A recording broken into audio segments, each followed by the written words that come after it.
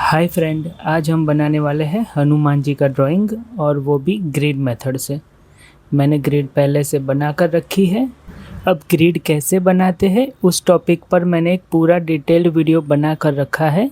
मैंने link description में दी है, आप देख लेना।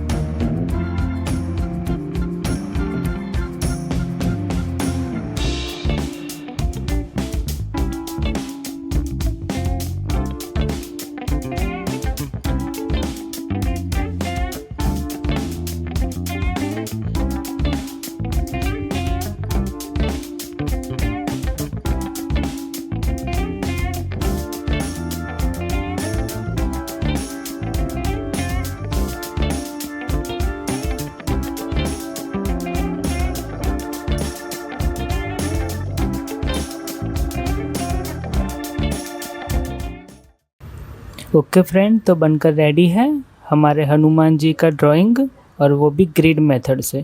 अगर आपको मेरा वीडियो अच्छा लगा है तो मेरी चैनल को सब्सक्राइब करना ना भूलें। Thank you.